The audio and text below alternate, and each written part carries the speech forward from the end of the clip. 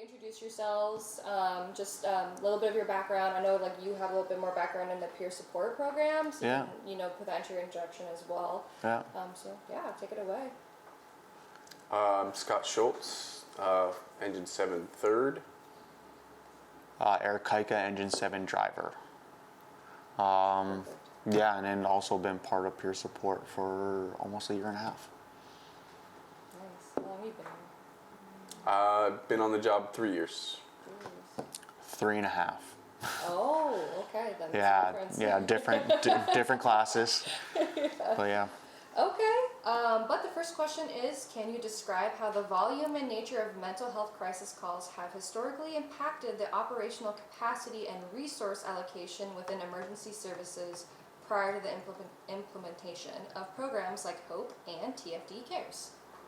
It's a lot of words, but essentially my question is looking at how it's impacted your emergency operations, of how many emergency calls you've gotten, how it's kind of taken up like other services that are required, like medical services and stuff. Like, can you elaborate on that? So I don't know the exact population of our districts, but they gotta be like 20,000, 30,000 people in each district. Yeah.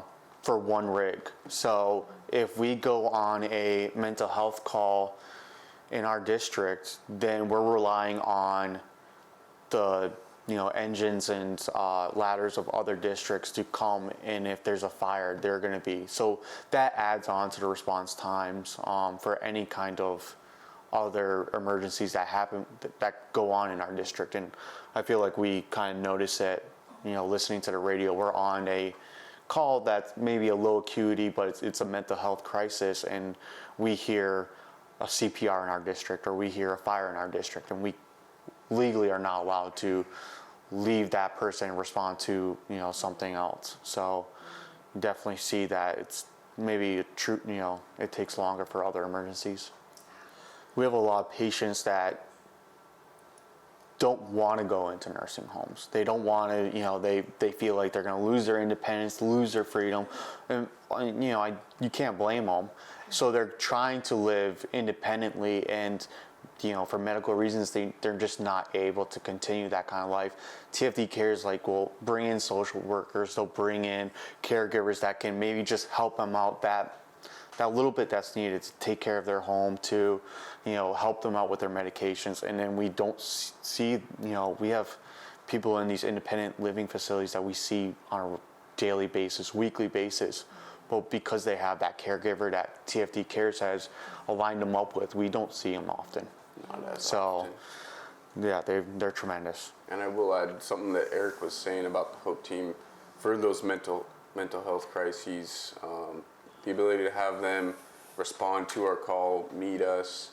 We kind of explain what the patient's going through. They're able to take patient care away from us, allowing us to go back in service, and they're definitely more experienced with helping these people with these crises. So probably a step above what we're able to provide. Yeah, they have more knowledge on the resources that they can give help. What challenges have programs like HOPE and TFD Cares encountered in meeting the needs of those experiencing mental health crises, specifically within the community? How has their response been?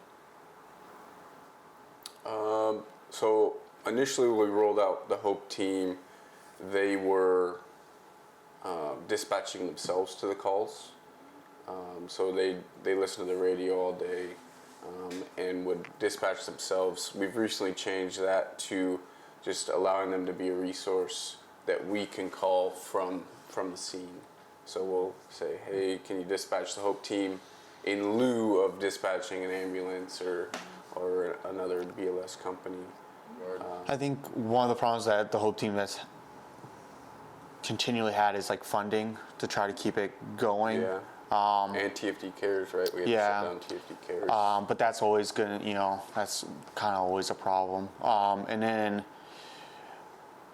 more is just trying to correctly utilize them. I think besides Seattle, they're really, I don't know many other departments in our area that are using HOPE or kind of like something like Hope or TFD Cares. I know Seattle has the mobile one, but so community, it's been positive feedback when it's working efficiently, but because it's, one of the first ones, we do see kind of sometimes, people, it not the most efficient, and that's just going to improve on education of for us, how to implement it, what calls are, and then, Do you still think that it's effective, though? Do you still Yeah. feel like it's been benefiting the community? yeah, we can see in our call volume, Yeah.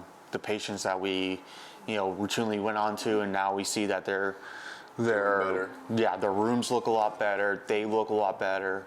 I would say that it's positive. Yeah, definitely positive. And even if it's, I mean, they're not going to be able to help every person we refer them to, right? And those people aren't going to want their help when we leave. So, but a lot of the time, I think they are a really good resource that we have and someone that really can help our community.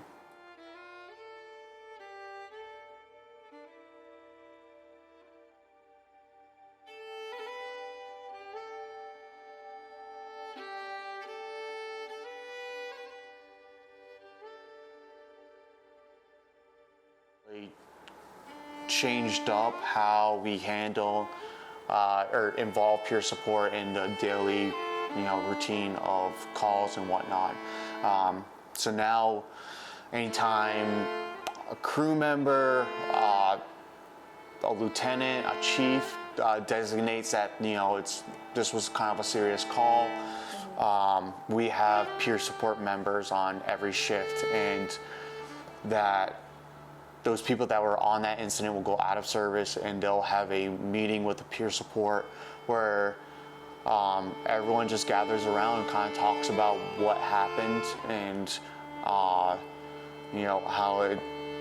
they're able to freely express like what went on during the call and how it affected them.